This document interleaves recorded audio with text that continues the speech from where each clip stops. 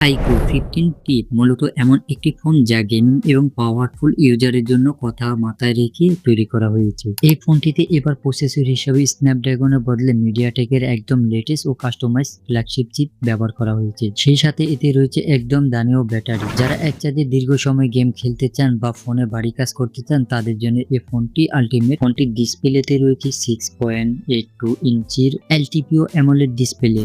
Refresh rate রয়েছে 1 hertz থেকে 144 hertz পর্যন্ত, যা স্ক্রিন এবং গেমিং অভিজ্ঞতাকে অবিশ্বাস্য রকমের স্মুথ করে তোলে। এর পিক ব্রাইটনেস হচ্ছে 4500 নিটস, অর্থাৎ কড়া রোদের মধ্যে ডিসপ্লে দেখতে কোনো রকম সমস্যা হবে না। ফোনটির পিছনে দেওয়া হয়েছে dual camera setup. Main camera একটি বিশাল 200 মেগাপিক্সেল, যার অ্যাপারচার হচ্ছে 1.88 ওআইএস বা অপটিক্যাল ইমেজ স্টেবিলাইজেশন রয়েছে। এর সাথে রয়েছে একটি 50 মেগাপিক্সেল আল্ট্রা ওয়াইড লেন্স, যা দিয়ে মাইক্রো শট নেওয়া যায়। পেছনের ক্যামেরা দিয়ে 8K ভিডিও রেকর্ড করা যায়। সেলফি এবং ভিডিও কলের জন্য রয়েছে 16 মেগাপিক্সেল ক্যামেরা। এই ফোনের অন্যতম বড় হাইলাইট হচ্ছে এর 8000 mAh ব্যাটারি, যা দানবীয় বিশাল আকারের ব্যাটারি। এই বড় বিশাল ব্যাটারি দিয়ে অবশ্যই আপনারা 2 দিনের মতো ব্যবহার করতে পারবেন। ফ্ল্যাগশিপ লেভেলের ফোনে এতেও বড় ব্যাটারি সাধারণ দেখা যায় না। ফোনটিতে 100 ওয়াটের চার্জার পেয়ে যাবেন, তার সাথে Type-C থাকছে। ফোনটিতে কোনো ওয়্যারলেসের সুবিধা থাকছে না। এই ফোনের প্রেসার এবং দ্রুত রেসপন্সের জন্য ডিসপ্লে নিচে 3D ultrasonic in display fingerprint sensor দেওয়া হয়েছে। এটি সাধারণত অপটিক্যাল সেন্সরের চেয়ে অনেক বেশি নিরাপদ, ফাস্ট এবং ভেজা হাতে চমৎকারভাবে কাজ করে।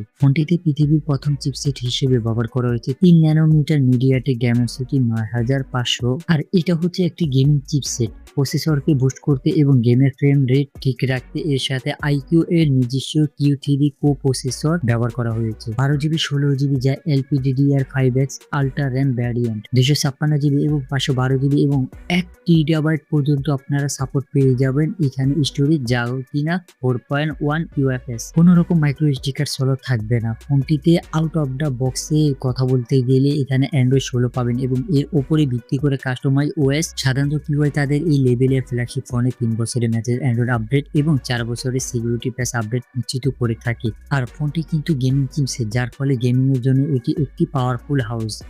Dimensity 9500 মনস্টার চিপ এবং Q3 গেমিং চিপের কারণে এটি যে কোনো হেভি গেম যেমন Genshin, Impact, public, Call of Duty এছাড়াও বাড়ি অ্যাপসগুলো অনায়াসে এখানে চালানো যায়, কোনো রকম ল্যাগ হয় না। iQOO দাবি করছে এটি টানা 30 মিনিট গেম খেলেও পাওয়ার কনজিউমেশন 5 ওয়াটের নিচে রাখবে এবং এতে 2K রেজলিউশন 144 FPS গেম খেলা সম্ভব। ফোনটি ঠান্ডা রাখার জন্য এতে বড় ধরনের ডিসি কুলিং ব্যবহার করা হয়েছে। ফোনটি দিয়ে সোশ্যাল মিডিয়া, ফেসবুক, ইনস্টাগ্রাম বা যে কোনো মাল্টি স্ক্রিন অবশ্যই এখানে স্ক্রল করতে পারবেন, চালাতে পারবেন। ফোনটি দিয়ে কিন্তু ডে টু ডে লাইফে যেরকম পারফরমেন্স চাচ্ছেন, ক্যামেরা, প্রসেসর, গেমিং, ব্যাটারি সব দিক দিয়ে কিন্তু ফোনটি অবশ্যই আপনার চয়েজে খাতায় রাখতে পারেন। ফোনটি যদি খারাপ এবং ভালো দিকের কথা বলি, তাহলে সর্বপ্রথম ভালো দিকের কথা বললে 8000 mAh বিশাল ব্যাটারি, যা সহজে শেষ হবে না। কোনো ওয়্যারলেস চার্জিং সুবিধা তো নেই স্বাভাবিক। 144 হার্জ LTPO ফ্ল্যাট ডিসপ্লে পাবেন। ডেডিকেটেড মেমোরি কার্ড ব্যবহার কোনো স্লট নেই। বডিতে বড় ব্যাটারি থাকার কারণে ওজন কিছুটা বেশি হয়, 216 থেকে 223 গ্রাম। প্রিমিয়াম আল্ট্রাসনিক ফিঙ্গারপ্রিন্ট সেন্সর পাবেন।